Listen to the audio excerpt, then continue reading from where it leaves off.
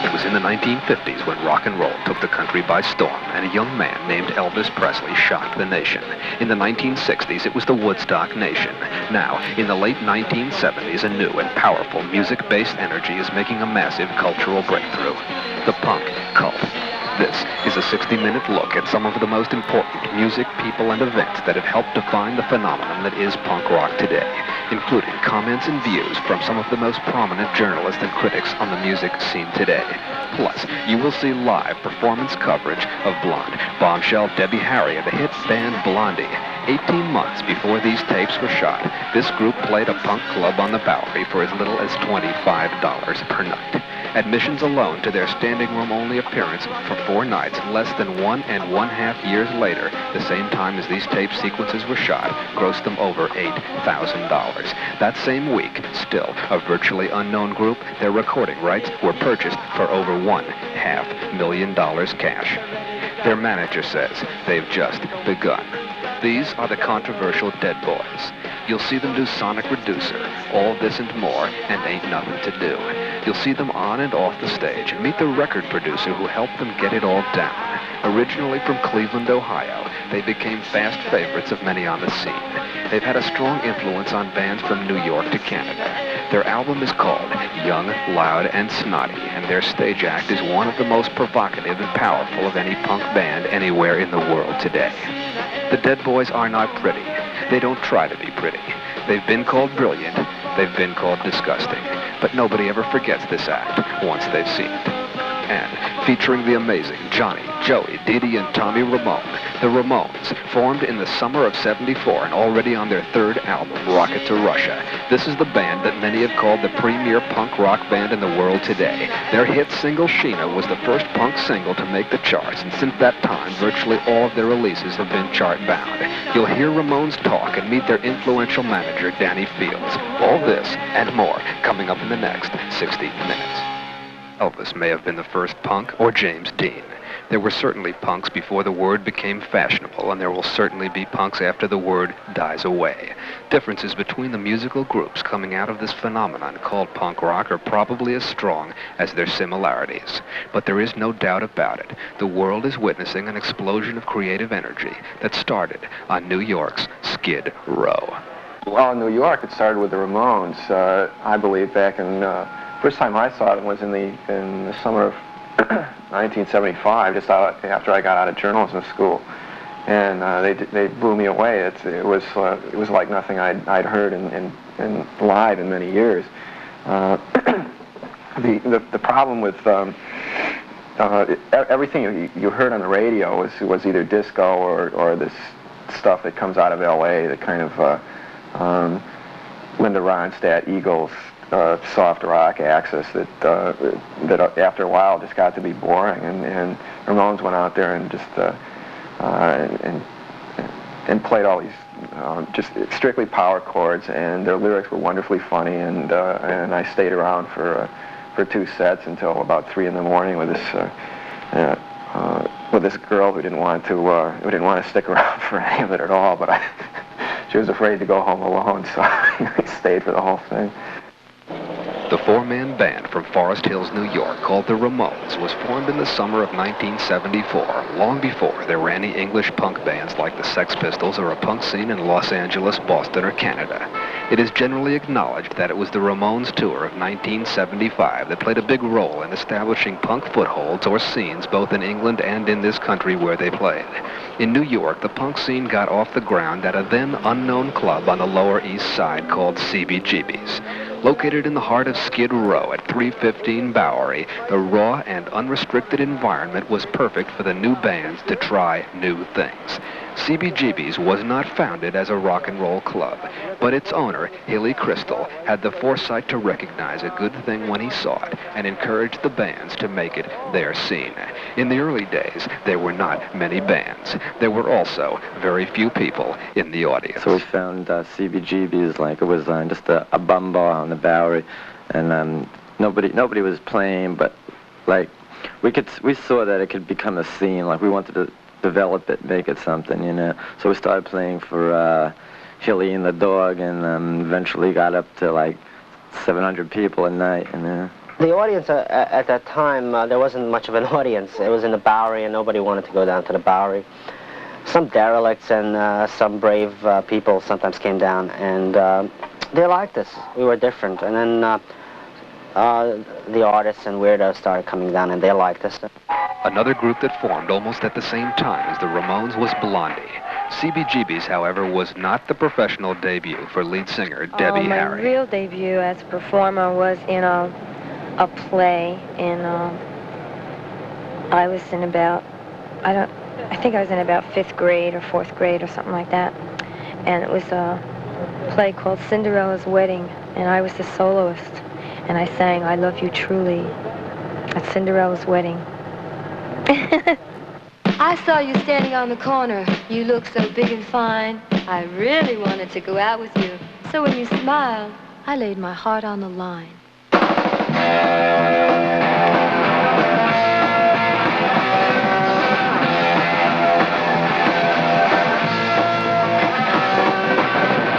You rented the night, and then you said, let's go and nothing more. Thought of my nights and how they were filled with. I know you wouldn't go. You watched my heart go dead. You stepped in. I had to know, so I asked. You just had to laugh.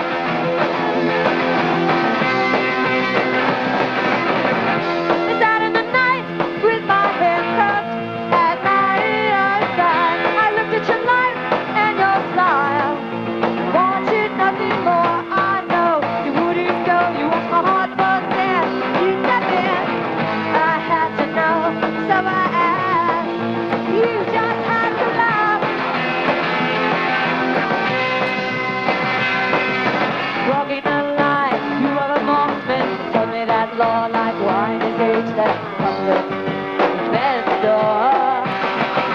You had to admit you wanted the love of a sex offender.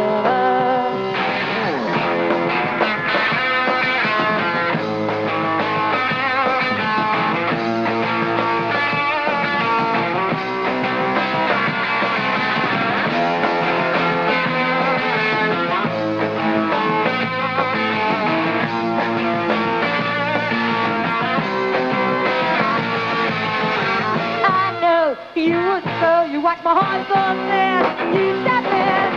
I had to know, so I asked. You just had to laugh.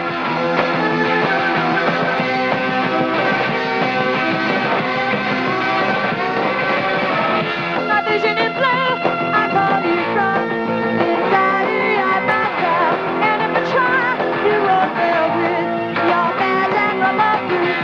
But the time I'm born to, but betray love you. Well,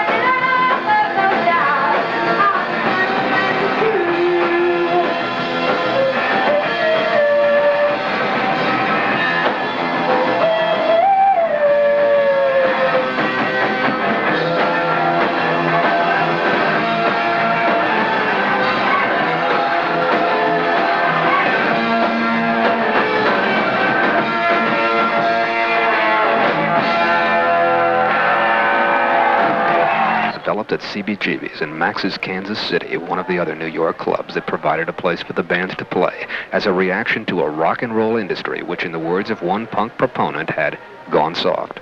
The need to make a statement that was strong, hard, and raw was a basic factor that drew the early bands and their audiences together. Coming out of an apparently apathetic political as well as musical context, punk rock is assertive and aggressive. Punk rock is energy. One thing that's happened, quite apart from the sociological aspects of it, just from a musical standpoint, is that ever since the mellow, rocking, soft 70s settled around us like gummy cotton, there have been continual sort of pockets and attempts to keep energetic, simple, violent rock music going. It's an art movement, consciously an art movement. It's rock and roll, stripped down. It's just real and raw, and there's no crap involved. As opposed to the standard schlock we hear on the top 40, radio stations, things like that. The punk movement represents a kind of violent redressing of the energy balance in a pop music scene that has blanded out a little too far. I think people were forgetting about what it was all about, and people were, and musicians, composers, groups, whatever, they were taking it into like a different direction. They weren't understanding the meaning of rock and roll. Danny Fields, the Ramones manager, describes hearing their music for the first time. It was so ferocious, and it was so hard, and it was so solid and powerful and constructed. It was, you know, you could see it was like architectural music. It was like some Egyptian something or other monolith. It was just no loose edges anywhere, no slipperiness, no wandering off. It was just like a great machine that went on time. And that's what I like. I mean, I like that. I like something so powerful that you can't imagine it unless you're hearing it. In other words, you try to remember what they sound like when they're not there, and every time you hear them, it sounds all over again like a revelation to me. There's no stopping the Cretins from hopping. The Ramones, Cretin, hop.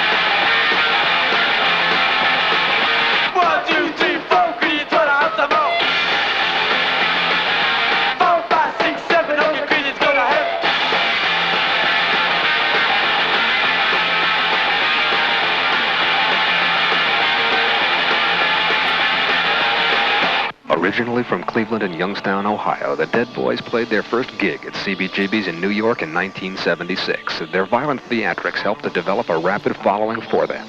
Their first album was released on Sire Records in the fall of 1977. Critics have called them hilarious, disgusting, brilliant, and profane. Well, me and Cheetah, the guitarist, were in bands for about 5 years together, and then we met Jimmy and the rest of them, and about a year and a half ago we just got together, came to New York, and got a recording contract. Well, let me see. Well, we were together for a long time. Me and Johnny were together in a band, and then we met up with Stevie and Jimmy in a fight. We we were playing a gig, and while we were on stage, Steve and Jimmy were trying to move it on our chicks. So we got, you know, that sort of pissed off. We didn't fight, you know, real bad, but after we got, you know, we found out they played in the band and all that, you know. So we went back, put that band together, and then we broke up because we couldn't get any gigs. And then Stevie came to New York, and you know, he called us. He said, meet us at the airport, you know. So we did. And that's what happened. We practiced for a week, came to New York. Hilly Crystal is the founder and owner of Cbgb's. He is also the Dead Boys' manager. I think violence is part of youth, and I think when I was young, I was a little more violent than I am now. I'm only violent now if I have to be. And I think it represents different violences within everybody when they're young. I think that's part of the movement. I don't like the violence, but you have to bear with it if you feel there are any redeeming qualities, and I think there are in the music and part of the violence. Well, I think human beings have been acting like animals for as long as we've had recorded history. And the difference between punk rock and every other human being is act like an animal is that the punk rockers want to explore it, and they do not deny the fact that they are animals. They go out there and they have fun doing it, whereas someone like, say, Henry Kissinger would insist that he's civilized, and then and end up running the Vietnam War. It's like the younger kids today have nothing to look to. All they have to look to is like Kiss or something like that. What we're doing is we're starting like I don't know if you want to, starting to rebel or whatever, but we want the younger kids to have something to grab onto. And like, I think what we're doing is like something they can relate to, you know, something their parents won't like. And exactly, that's exactly what they're looking for, something their parents would hate.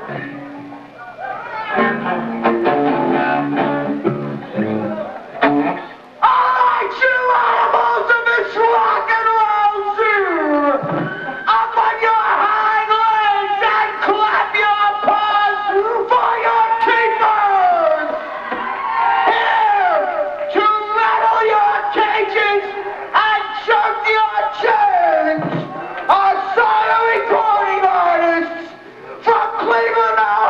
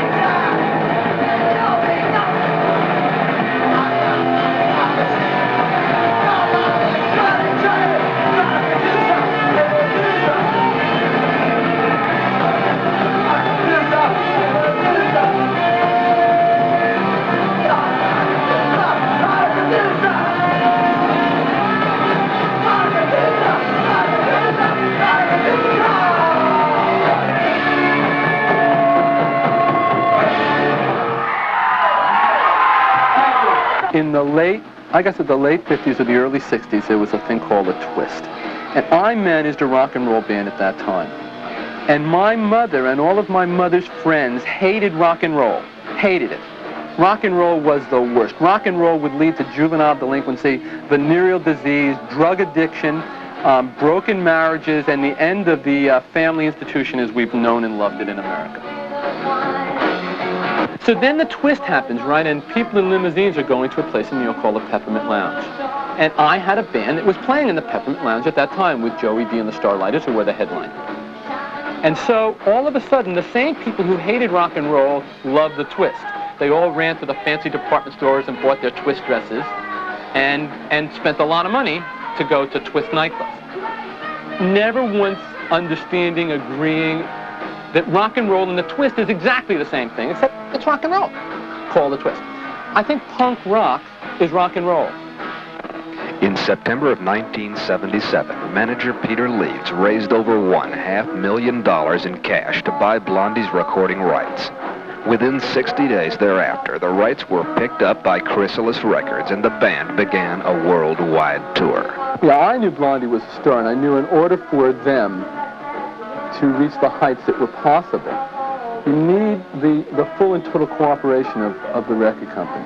And that means really understanding what it takes to build an act to the level that I think Blondie will attain, having the same confidence in the act that I had, putting their money where their mouth was.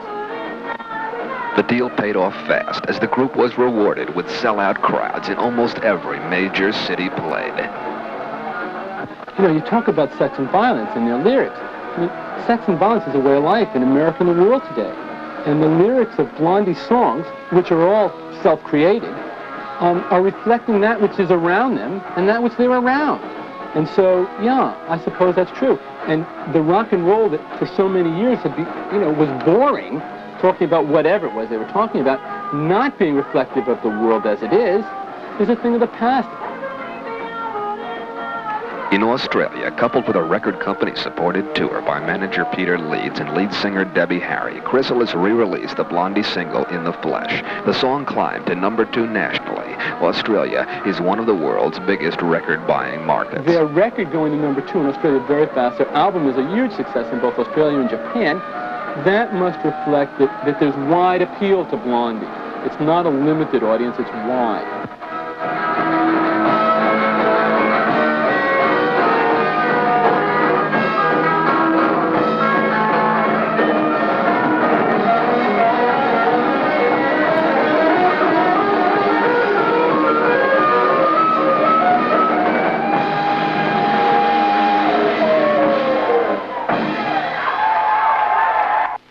Recorded live at Cbgb's in New York City, here is Blondie's hit single, In the Flesh.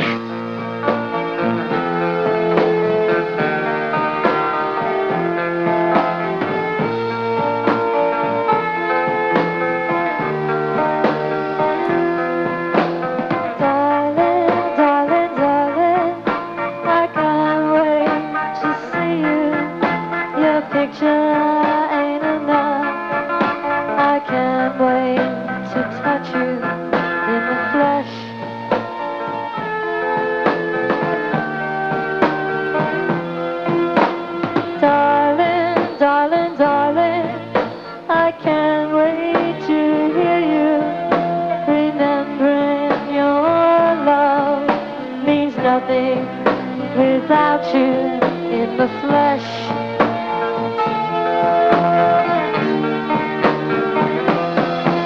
We're walking all day on the lower east side. Met you with a girlfriend. You were so divine. She said, hey, Lord, this one's sweet. This boy is mine.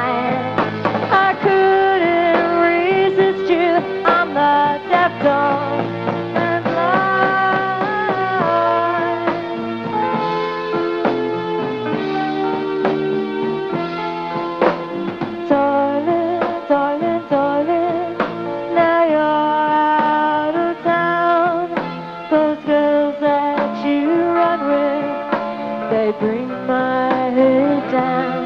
Ooh,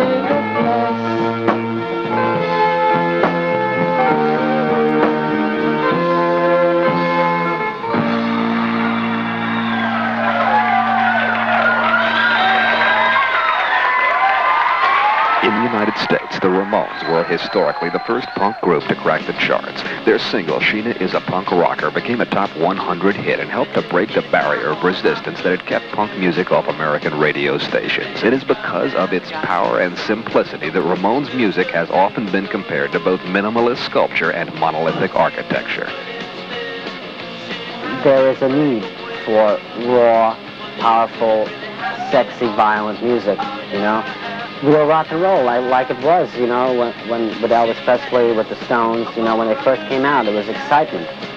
And that's what we're trying to bring back, the raw power of music, of rock and roll. If their music has its roots in the basic power of early rock, its speed, strength, and directness is totally original. No one Ramones claims credit for the material, which they say they produced together. Well, somebody will come up with a lyric, somebody will come up with some chords, and we'll keep the good stuff and throw the bad stuff out. It's a good team, you know, because this way we all come up with some really good songs.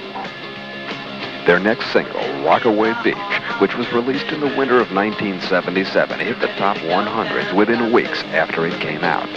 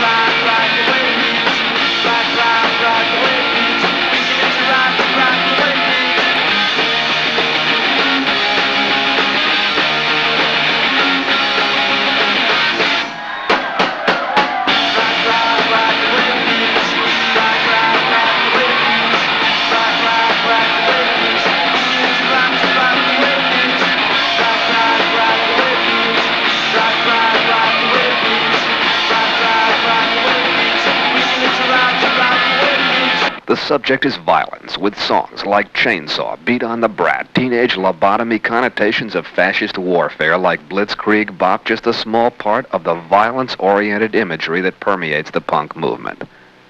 It all has to do with what you regard as the value of irrational energies. Here's the way to phrase the question. Do you feel the byproducts and the antics, or whatever else you want to call them, of the punk movement, of the New Wave movement, is that productive? Is that really...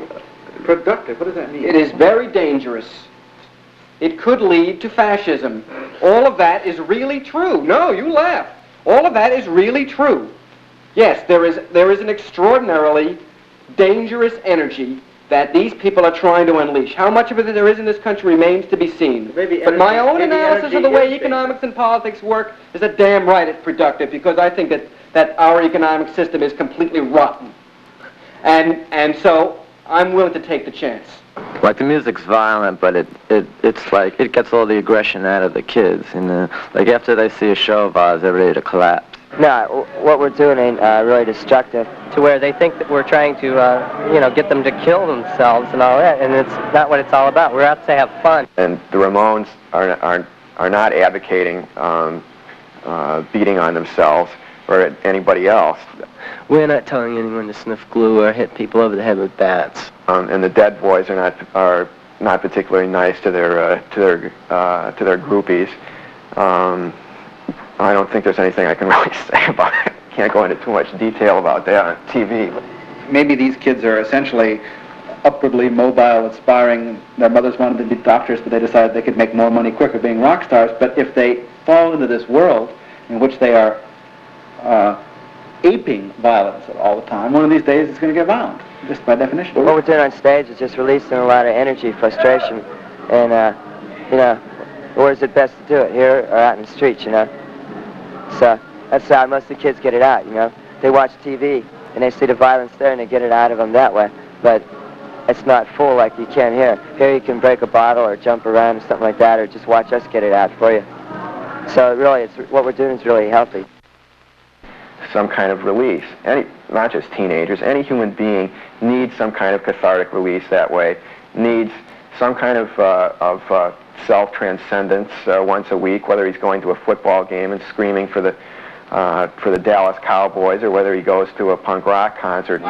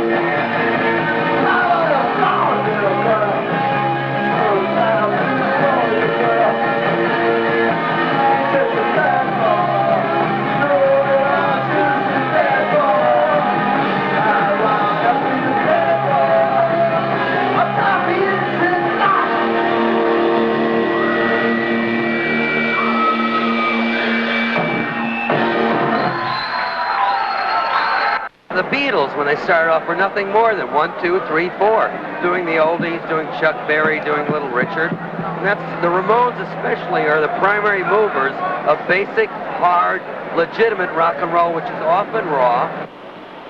The reference to the Beatles and their simple beginnings raises the question of exactly how big these groups you are looking at will become. Their success to this point has been rapid, and there are many groups waiting in the wings.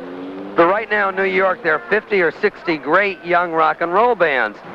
They are hoping to fill a void that exists in the rock and roll industry today and satisfy a rapidly growing audience that groups like the Ramones, Blondie, and the Dead Boys have helped to launch. The first time I saw the Ramones perform was in the spring of 1975 at Cbgb's. It was a weekday night. I had gone because, well, they had asked me to come down. I was writing a column that they asked me to come down and see them. I'd sort of put it off because I had no idea what they were. A friend of mine, Lisa Robinson, went to see them. She called me the next morning. She was very excited. She said, "You'll love this band." So it was, you know, I know she knows what I like. So I went down the next night that they were playing, and I just flipped me out in 5 seconds. I mean, 5 seconds into the first song they played, I just went, you know, said what I've been waiting to hear. And it's true, I've been waiting to hear it for, you know, I don't know, 7 or 8 years, something that powerful and strong and right on, you know. Real rock and roll. No blues, no jazz. Just rock and roll. Real solid. I was knocked out. I was, you know, there must have been 7 people in the audience. You know. There wasn't very many people in the audience at all. And after we were through, someone came over to us and said, "Are you guys a joke? Are you a parody of a rock group or something like that?" And we said, "No." We said, "You know, we're dead serious." And then our audiences just slowly started growing, and, you know, and they started getting us off more, and we were getting them off more, and it just developed that way. Today, with the impact they've already made on the rock and roll industry and the thousands of people who come to see them play live, it's hard to take the Ramones any other way than seriously. Gabba gabba, we accept you one of us. Gabba gabba, we accept you one of us.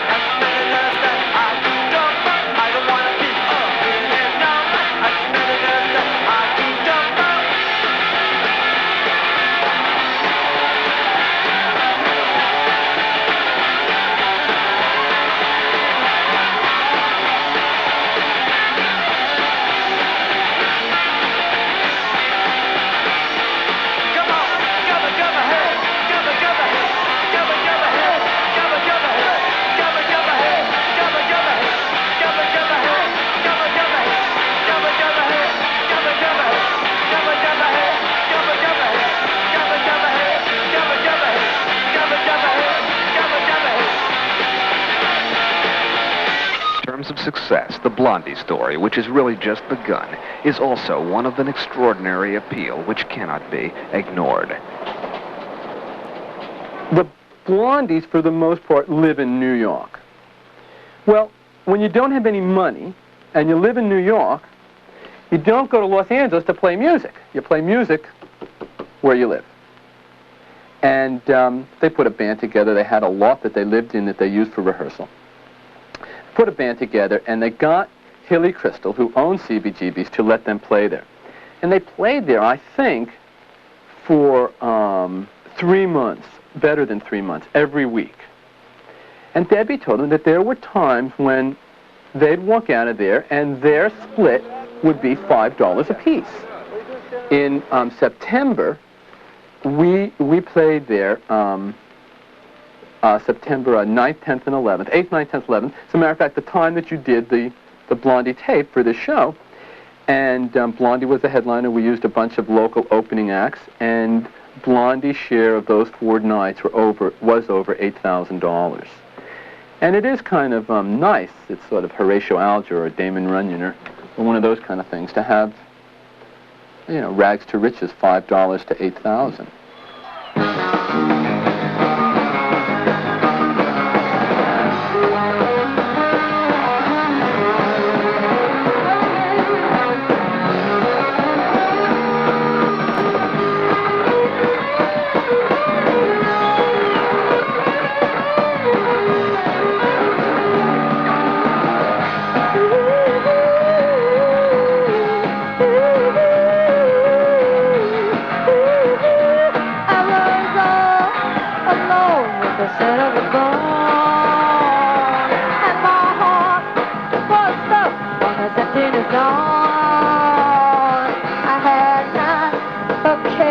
I wanted to hear the voice of a maiden who would play it down there at the rifle range, at the rifle range, at the rifle range, at the rifle range.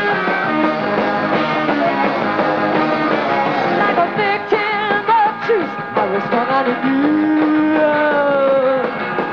cracking at the news of a I turned around to stare at the face she would wear, and I ran through the gallows, the harbors down there. Yeah, yeah, yeah. The rifle range, at the rifle range, like a buffalo, loves my heart at the rifle range.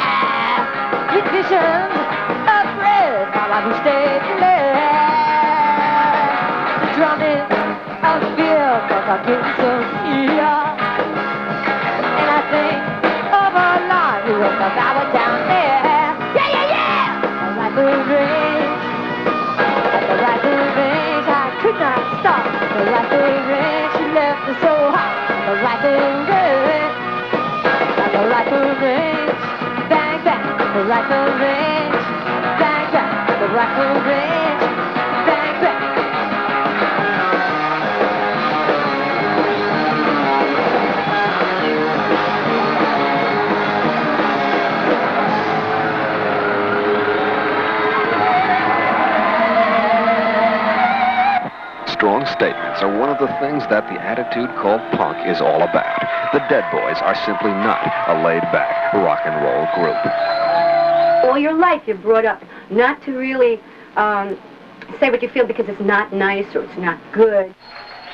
These guys respect their parents, and, you know, if that makes anybody feel better. You know, they're worried about our country and everything else. They're worried. That's why they're doing it. You know why we're here? Because there ain't nothing to do.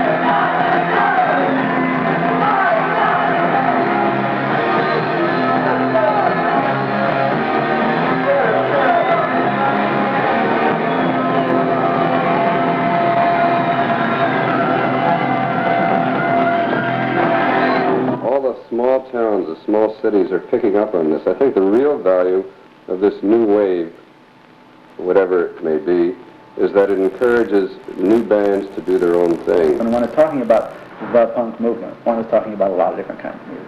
Obviously, if you compare the music of Blondie, the Dead Boys, and the Ramones, they're very different, you know. And I guess that's one of the things that's really great about it, because there's all that variety. Sheena is a punk rocker. Well,